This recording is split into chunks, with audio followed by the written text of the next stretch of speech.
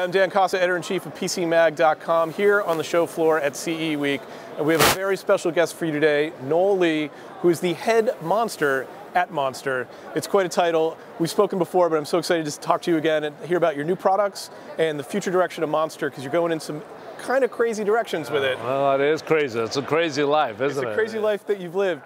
But let's start with just the nuts and bolts. You're here at CE Week, and you've got some new products. Well, the CE Week is a culmination of a lot of smaller companies, startups, and so, you know, I feel like a 40-year-old startup, you know. We're always reinventing ourselves.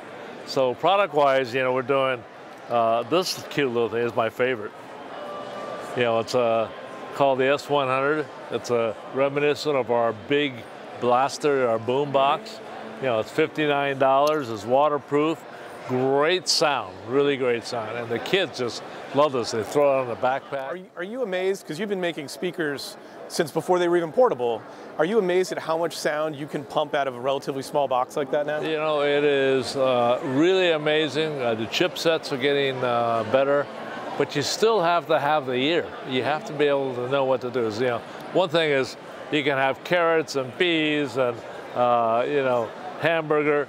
How you put it together is the secret, right? The manufacturing, there's so many vendors that come out that can bring a product to market.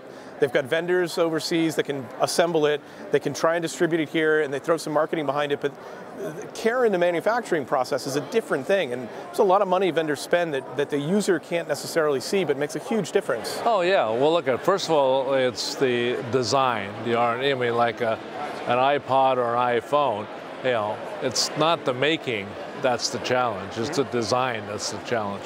And the same goes for speakers or our headphones, which are just really amazing today. And it's the know-how.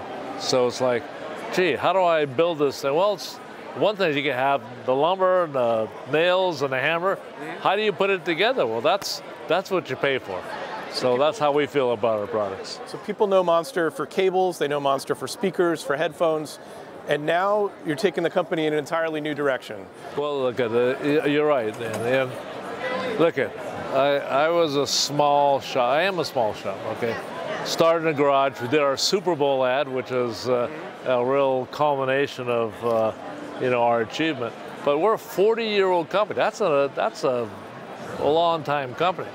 And I've never taken in any investors. I know there's a lot of entrepreneurs watching, and a lot of startups. You know, so how do you build something without taking in funding from VC capital or the stock market? So last year I said, no more of that. No more funding from Noel Lee's wallet. Okay, we are going to go public. And that's what we're announcing. So we're filed for our IPO, and we also filed for our ICO, Monster Money, the Monster coin. And both of them combined together is a very unique combination, because one balances the other. And in fact, one will reinforce the other. And as we find new ways of doing business, finding new ways of consumers to be able to access our product, you know, and if you got Monster Money, it's only going to be $1, but you know, it might be worth $5 really soon. So let's talk about, like, you know, taking on going public is easy to understand. You're going to have investors, they're going to own part of the company. In terms of the ICO, like, and there's a lot of companies that are doing this. They're sort of recognizing what cryptocurrencies can do, realizing there's a great crowdfunding element to it, and it's obviously a really hot segment right now. How is it going to work for Monster? What are you going to be able to get with your coin, and what are you going to be able to buy with your coin? Look at, coins are not recognized as securities, okay, and you can only do that for so. It's like the beginning of the internet. Okay, it's the Wild West. You know, people are just out there, you know, making up coins that, you know, don't have an address. You don't know who they belong to, and if anything falls through, you don't know who's accountable. So, how long do you think the SEC is going to allow that to happen, where consumers can invest in something, but it has no value? Okay. I don't know. I mean, do you think that more regulation would be a good thing? I think more regulation is necessary, but it's going to happen, because you know what? The government wants taxes. Yeah. So if it's going to appreciate, they're going to want their share. So our currency, we apply for SEC, and if it gets accepted, well, the application's already been accepted, so we're doing the final clearinghouse for it, and if it gets blessed, we'll be the first ICO that is blessed by the SEC. So that will make it legit, okay, meaning it's tied to something. And you know what it's going to be tied to? It's going to be tied to our IPO stock value. Okay. So one balances the other. So it's not worthless, it's worth something. And whatever the IPO says our stock price is going to be, it's going to be balanced with the ICO. And it's going to be relatively affordable to get in. Like, so that first coin, as you said, it's going to be priced at $1? Yeah, $1. Yeah, $1. You know, I didn't want to overprice it, didn't want to underprice it. You know, it's not 10 cents, but you know, $1 is a good number. There's interesting, especially a lot of the younger people that are investing and and I would say even maybe playing or experimenting with cryptocurrencies. It's the first, and they're just now haven't quite been classified as a security, but it's so much harder to own stock than it is to buy a Bitcoin. And then they track it over time and they watch what it does and they get that feeling of they have good days and bad days. And I think, you could really tap into a whole new generation that could spend $10 on Monster Coin and then track it over time. And maybe they lose all their money, but at least maybe they gain money. Like it seems like they're priced at the right point. Yeah, it's the day trading of today. Yeah.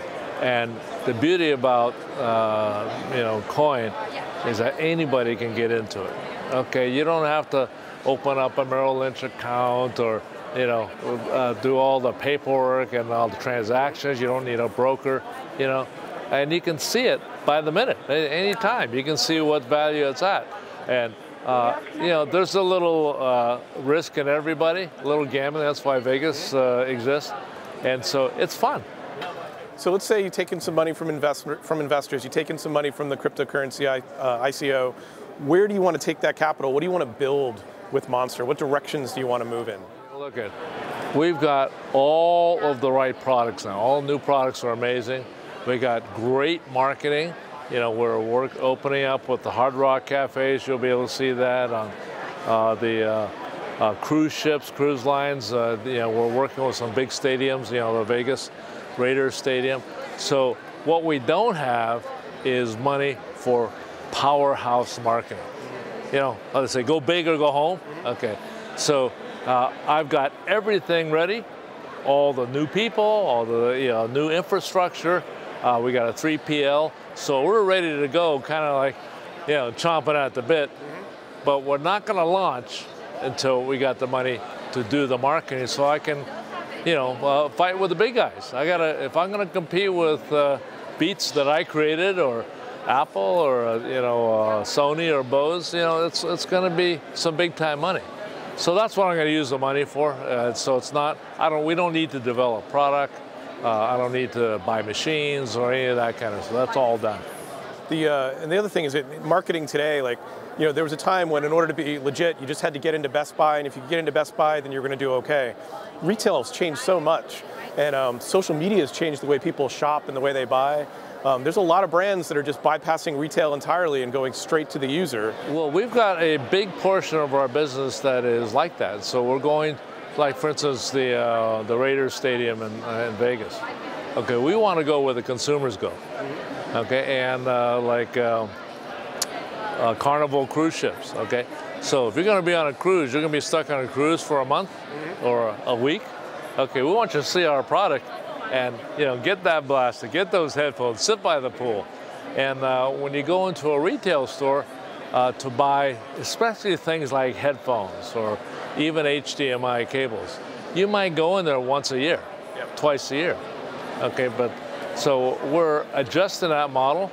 And as far as consumer direct, we've got a lot of our brand ambassadors who are going to be promoting the product, and I'd rather pay them to promote our product and for them to get some of the reward than having some of our retailers who, we have to fight a lot. But what is really cool is the young influencers you never heard of. The guy that's in our commercial, Rice Gum, the dude's got 10 million followers. So some people have heard of him, just not older people. Just not older people, yeah. But you go on the internet, and it's, oh, Rice Gum was in a Super Bowl commercial. Oh my God! And then I go to some of my dealers. They go, Rice Gum? Who's that? Who's trusted and who's a brand has changed and evolved. Yeah, well, you know, it's sub-millennials now. Okay, it's the generation that the millennials listen to, and that audience will grow up and be very avid consumers. In fact, those kids, young, you know, I'm going to say in their teens, influence the decisions of the parents. Because, you know, you wouldn't buy something that your kid would say, oh, Dad, you didn't buy that, did you? Yeah, no, it pushes up, absolutely. Yeah, absolutely. So that's, yeah, and we took a little bit of a hiatus after we blew up Beats to be the #1 consumer electronics product. And now we're ready to launch all our new stuff, the Monster Blaster, the new Monster headphones, the Elements. Pretty crazy. Yeah, it's still an extraordinarily powerful brand. And I know our cameraman, Zach, Monster was one of his first headphones that he paid for, certainly first premium headphones. He was really excited you were going to be coming on. So thanks for stopping by. Appreciate it. Well, this is PC. You've been watching PC Magazine on YouTube or Facebook or somewhere online. Noel Lee, thanks so much for coming and talking to us. Thank you so much. I appreciate it. We got more videos on YouTube. Check them out, and I'll talk to you later.